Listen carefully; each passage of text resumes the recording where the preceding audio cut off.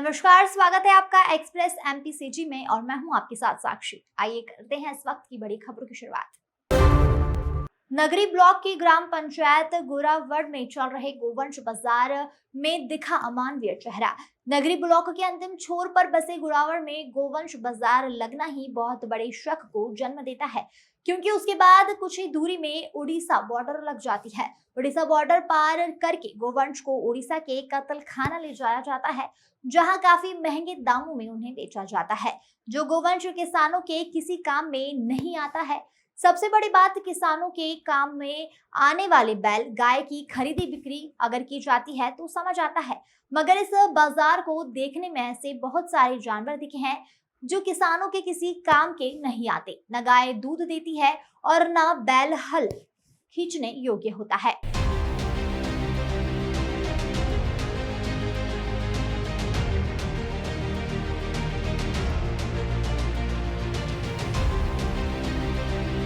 साफ जाहिर होता है कि बैल बाजार की आड़ में कत्ल खाना ले जाने के लिए ऐसे जानवरों को भी यहाँ उपलब्ध कराया जाता है।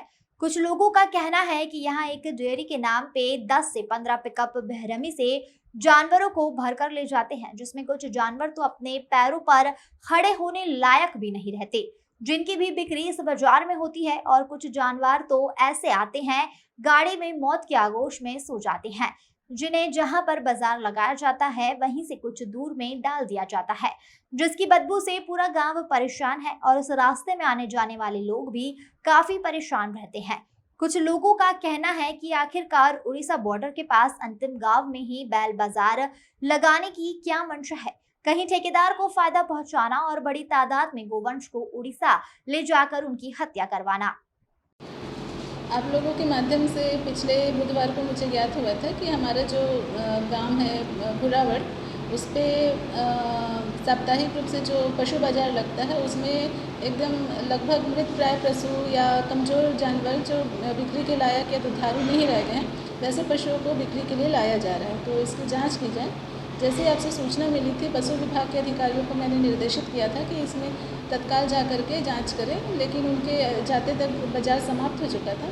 तो इस बुधवार को जो साप्ताहिक बाज़ार लगने वाला है उसमें जो है हमारी टीम जा कर के जाँच करेगी, और यदि ये बात सत्य पाई जाती है कि वहाँ पे इस टाइप के पशुओं को लाया जा रहा है और डेयरी पर्पज़ से या अन्य पर्पज़ से में उसमें पशुओं का उपयोग ना करके, जैसे कि है कि कसाई या अन्य लोग खरीदारी कर रहे हैं, तो इस पर हम लोग रोक लगाने की कार्यवाही करेंगे। बाजार में घूमते हुए कैमरे में ऐसे जानवर को कैद किया गया है जिनके शरीर पे पूरी हड्डी दिख रही है।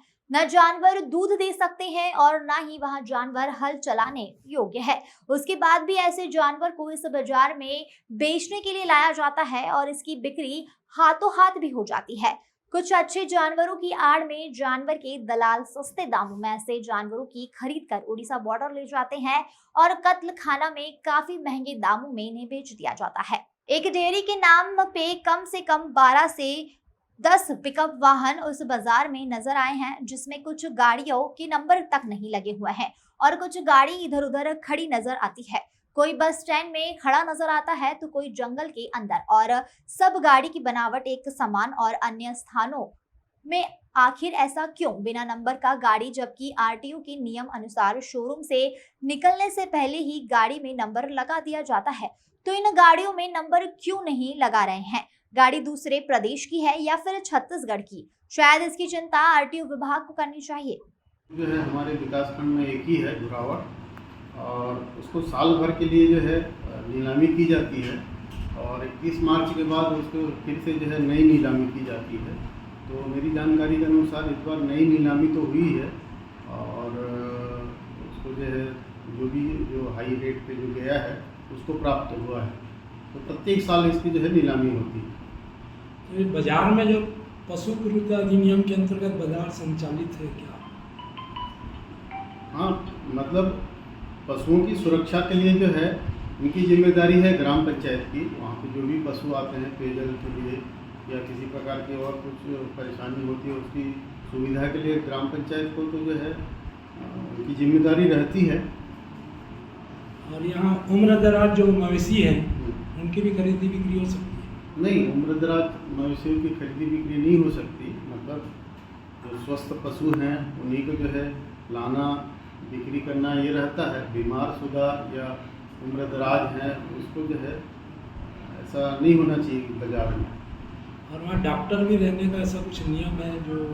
ये इसके बारे में तो डॉक्टर के बारे में मुझे जानकारी नहीं है, और मैं इसको देखूंगा।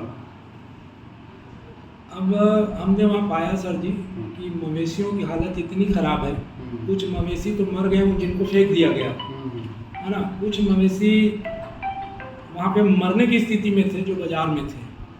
क्या इनके लिए कुछ होगी कार्रवाई? बिल्कुल, इनको संज्ञान में लेते हैं।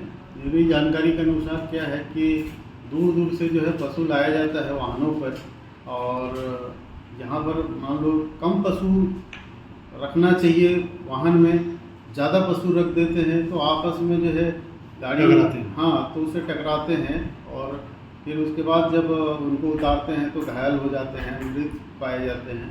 तो इस पर जो है बिल्कुल हम संज्ञान लेंगे, ऐसा नहीं होना चाहिए। नहीं तो क्या कुछ कार्रवाई होगी, क्योंकि बिल्कुल। वहाँ पे दिखा है? नहीं, बिल्कुल इस पर जो है जो अवैध काम हुआ है उस पर कार्रवाई। सबसे बड़ा मवेशी बाजार जहां पर जानवरों के ऊपर अमानवीय व्यवहार देखने को मिलता है। जानवर के दलाल इस तरह से जानवरों के ऊपर डंडा चलाते हैं जैसे शायद उन जानवर में जीव ही ना हो, उन्हें दर्द ही ना होता हो। और यहाँ का बाजार की नीलामी पंचायत द्वारा 35 से 40 लाख रुपए में बाजार के ठेकेदारों को दी गई है, जो शायद ध्यान भी नहीं देते हैं कि बाजार में बिकने वाले जानवरों की उम्र कितनी है। शासन के अनुसार एक उम्र का भी बंधन है। बाजार में बिक्री करने का आखिर इतनी अनदेखी क्यों की जा रही है? और रही बात जानवर की, तो बाजार में मरने की स्थिति में वह रहते हैं, उनको वहीं छोड़कर क्यों नहीं चले जाया जाता है? ठेकेदार और कुछ नियम की बात करें तो वहां पर डॉक्टर भी उपस्थित रहना चाहिए, मगर डॉक्टर भी उपस्थित नहीं रहते हैं। मरे हुए जानवर को इस तरह से छोड़ दिया जाता है जिसे देख शरीर में कंपन आना चालू हो जाएगा। क्या बाजार में इस तरह के अमानवीय व्यवहार करने के लिए छूट दी जाती है? क्या कुछ नियम और शर्तों के साथ बाजार का ठेका दिया जाता है? देखिए, छत्तीसगढ़ के माननीय मुखिया भूपेश बघेल जी की बहुत ही अच्छी योजना है, गौठान योजना। और उन्होंने चुनाव के पहले कहा था छत्तीसगढ़ के 4 चिन्हारी नरवा गरवा घुरवा बारी ये सबोला सहयोग देवो संगवारी, क्योंकि बीजेपी सरकार थी और उन्होंने जो है गौ सेवा आयोग के माध्यम से बहुत सारे सरकार के पैसे को चूना लगाया और यहाँ तक कि उसकी हड्डी भी नहीं बची। तो उस परिवेश को दूर करने के लिए ये गौठान योजना लाया गया, और दिन के लिए है ना गौठान योजना। पशु को केवल दिन में रख सकते हैं, इससे दुर्घटना से बचेगा और फसल भी बचेगी, ये इनका मुख्य उद्देश्य था। और जहाँ तक आप घुरावड़ की बात कर रहे हैं, वो बाज़ार है। बाज़ार जो है पहले अपने अपने से जनपद उपाध्यक्ष भाजपा का है, अमित लिंजा के द्वारा चलाया जा रहा था, उनके साथी के द्वारा। तो इससे गांव के पंचायत को बहुत नुकसान हो रही थी, तो पंचायत के द्वारा उसको ठेका दिया गया, और ठेका देने से पंचायत को इससे लाभ है। लेकिन जो मार्केट में ठेकेदार जो जानवर लाते हैं, तो उसका उपाय जो है करना चाहिए।